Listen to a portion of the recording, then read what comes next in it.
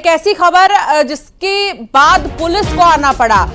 Indore collectorate में BJP Congress आमने सामने आ गए। निर्दलीयों के नामांकन वापसी को लेकर विवाद छिड़ गया। विधायक गोलू शुक्ला से विवाद हुआ। विधायक के साथ कलेक्टरेट कुछ निर्दलीय पहुंचे थे।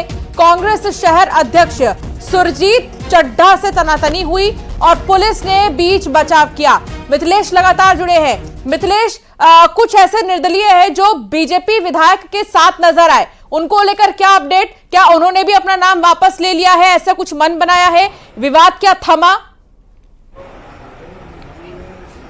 देखिए, एक बड़ा अपडेट मैं आपको देना चाहता हूं कि 9 लोगों ने आज अपना नामांकन वापस लिया है। अब 14 निर्दलीय लोग मैदान में हैं, यानी अब 14 वो लोग हैं जो चुनावी मैदान में रहेंगे, जिसमें कांग्रेस पार्टी अब नहीं है। बीजेपी के सामने 14 निर्दलीय लोग हैं।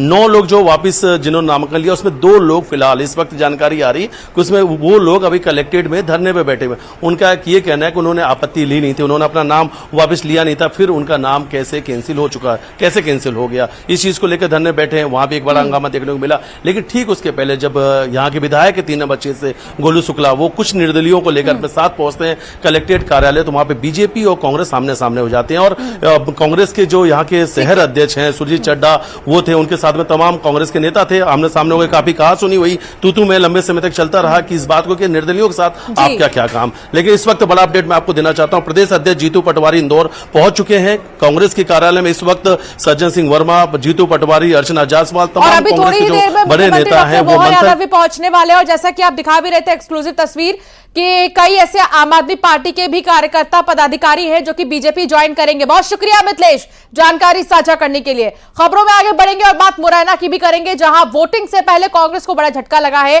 कल बीजेपी में शामिल होंगे रामनिवास रावत। बड़े नेता है, दिग्गज नेता है, लंबा अनुभव है उन्हें राजनीति का। और अब जानकारी ये मिल रही है कि बीजेपी में शामिल होंगे रामनिवास रावत। सीएम की मौजूदगी में बीजेपी की सदस्यता लेंगे।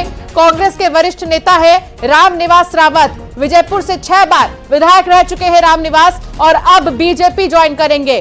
कल बताया जा रहा है कि कल वो बीजेपी ज्वाइन कर सकते हैं। मुख्यमंत्री डॉक्टर मोहन यादव उन्हें पार्टी की सदस्यता दिला सकते हैं। 6 बार के वो विधायक रह चुके हैं, 6 बार के विधायक विजयपुर से। अनुभव काफी अच्छा। कांग्रेस पार्टी के वरिष्ठ नेता बीजेपी ज्वाइन करने वाले हैं। एक के बाद एक कई झटके। 2 चरण के चुनाव हो चुके हैं। दोनों ही चरणों के बाद तीसरे चरण से पहले खलबली मच गई है कांग्रेस में।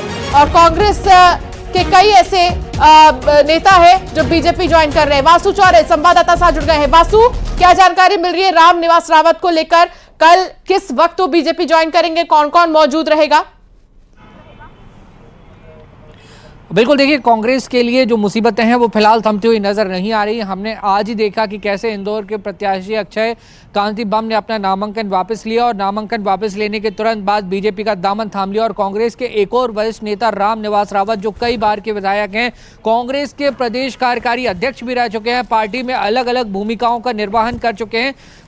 कुछ हफ्ते पहले भी रामनिवास रावत के बीजेपी में शामिल होने की जो अटकलें हैं वो लगाई गई थी, खबरें जो हैं वो सामने आई थी। लेकिन उसके बाद उनका एक वीडियो सामने आया था जब वो दिग्विजय सिंह के साथ चुनाव प्रचार प्रसार कर रहे थे। पर अब एक बार फिर से पुख्ता जानकारी निकलकर सामने आ रही है कि कल रामनिवास रावत अपने समर्थकों के साथ बीजेपी का दामन थाम सकते हैं। और अगर ऐसा होता है, अगर ये खबर सही होती है, तो ये कांग्रेस के लिए एक बड़ा सेटबैक हो सकता है, क्योंकि ज्योतिरादित्य सिंधिया के बीजेपी में जाने के बाद ग्वालियर चंबल अंचल में कांग्रेस के लिए एक उम्मीद की किरण थे रामनिवास रावत। कांग्रेस के लिए वहां पे एक बड़े नेता के तौर पर वो नजर आए, चाहे विधानसभा के चुनाव की बात हो या फिर लोकसभा के चुनाव की बात हो। कई महत्वपूर्ण जिम्मेदारियां अलग अलग समय पे पार्टी ने उन्हें दी और उन्होंने कांग्रेस के तमाम बड़े नेताओं के साथ काम किया है, चाहे कमलनाथ हो, दिग्विजय सिंह हो, कांतिलाल भूरिया हो, सुरेश पचौरी हो, अरुण यादव हो। इन तमाम नेताओं के साथ वो काम करते नजर आए, इन तमाम नेताओं की टीम में वो काम करते हुए नजर आए। और हालांकि एक बात ये भी निकलकर सामने आई कि रामनिवास रावत टिकट वितरण में कुछ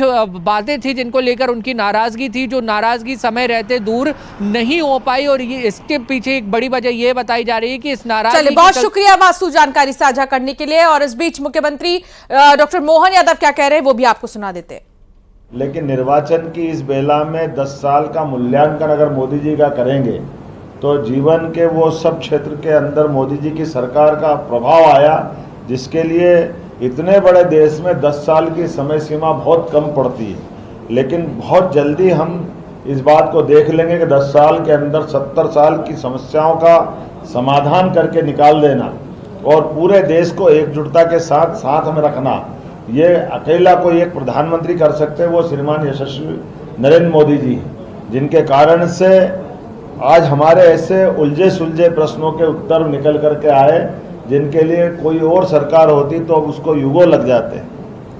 मैं अपने कई कुछ उदाहरण देना चाहूँगा। जैसे नई शिक्षा नीति लेकर के आए, यद्यपि शिक्षा नीति इसके पहले 2 बार हो रही, एक के लिए ब्रेक के बाद फौरन हाजिर होंगे।